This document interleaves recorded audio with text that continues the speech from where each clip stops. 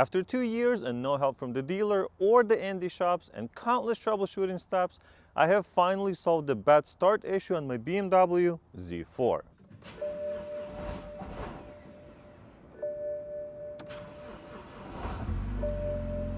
Hey guys, and welcome back to the Simple Car Guy channel. Today I will go over all of the steps that I took to try and solve this problem over the last 2 years, what I've learned in the process, and how I accidentally solved it. Let's get to it. Speaking of solving issues, solve 2 issues at the same time by getting this wireless charger and phone holder in one. It only takes 15 seconds to install, and it holds any modern phone, charging it at the same time. Check out the links in the description.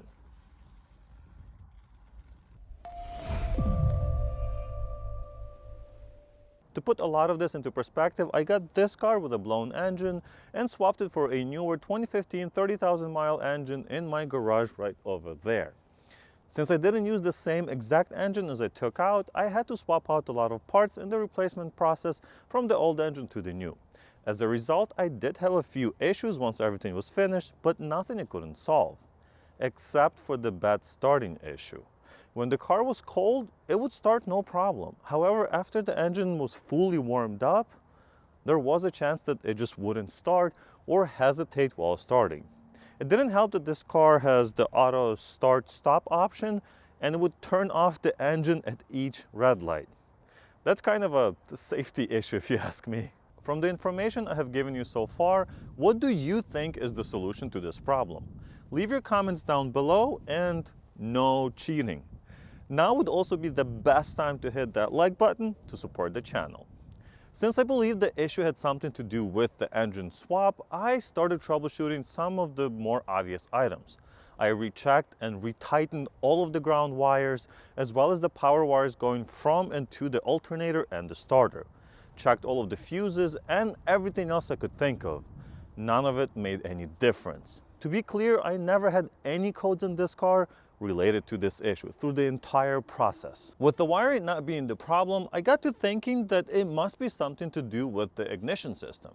The most obvious item that came to mind, and something I definitely touched during the swap, was the crankshaft position sensor.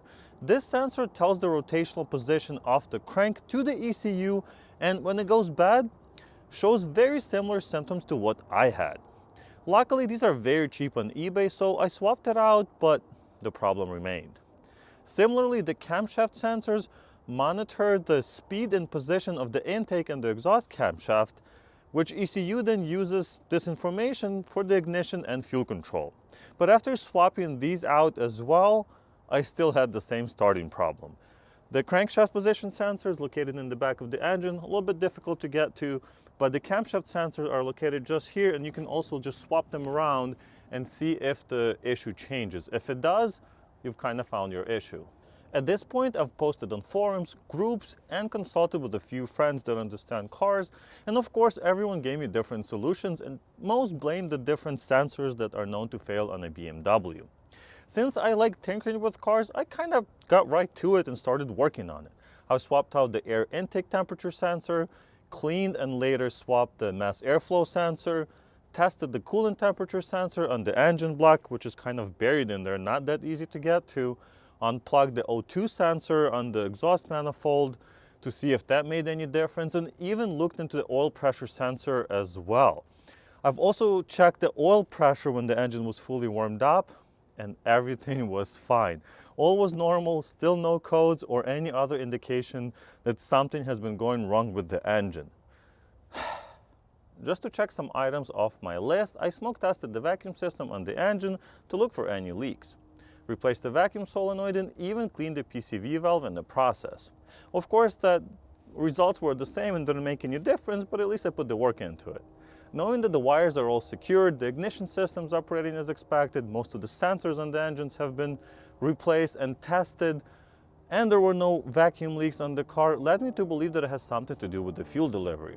I started with a big one and replaced the high-pressure fuel pump, as I had a spare one from my old engine.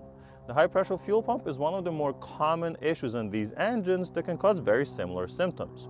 However, even after replacing the fuel pump, the fuel pressure regulator, and testing the fuel rail pressure here at the top, My starting situation didn't change. All of the items I have mentioned so far have had no effect, but replacing the injectors did make a change, just not to how the car started. What I learned was that there are two different injectors for the N20 engine, the EU5 and the EU6 injectors.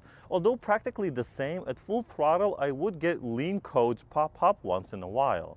After replacing the newer EU6 injectors that came with the engine, with the EU5 injectors from my old engine, those codes never reappeared. The reason I mentioned this in this video is just in case you're troubleshooting a similar issue and didn't think of looking into injector versions. So I definitely learned a lot in the process, but after all of this time, the car would still be hard to start when warm. Since I couldn't figure it out, I decided to take the car to a local indie shop that specialized in German cars. They spent a couple of days troubleshooting the car and at the end told me that it might be the Valvetronic servo motor that needs to be replaced. Looking online, it definitely looked like a possible solution, but before I took the engine apart, because it is pretty deep in there, I decided to bring the car to the BMW dealer just to check it out as well. They scanned the car, logged some data, reset the adaptations on the DME, and basically told me to go home. The issue was back before I even got home, so obviously that didn't work. Not wanting to pay $200 an hour for further troubleshooting from the dealer, I left that alone and drove the car as is for a while. Knowing everything you know now, have you figured out what the issue was? The solution in my case was purely accidental. If you follow my channel, you may have seen a video where I replaced the starter motor on this car. After removing the old one from the car and getting the new one out of the box, I noticed that they were different in size, color, and even the OE manufacturer was different. I was sure that I ordered the correct starter as I went by the part number that was based on my VIN. The reason that these two were different is because the starter that was installed in my car was from an N20 engine that did not have auto start stop functionality. Someone in the past installed the starter that technically fit but was not really made for this version of the car. After installing the correct starter and driving for about a week now, I have had absolutely zero issues. You guys have no idea how happy this makes me. This just shows you how you can try 100 different things, but sometimes the solution is hiding in plain sight. I hope some of this troubleshooting stuff that I've talked about today helps some of you troubleshoot and fix similar problems on your cars. For now, I will enjoy driving my BMW Z4 even in these frigid, cold weather, now that it's 100% issue free. Thank you guys so much for watching. I really appreciate it, and I'll see you in the next one.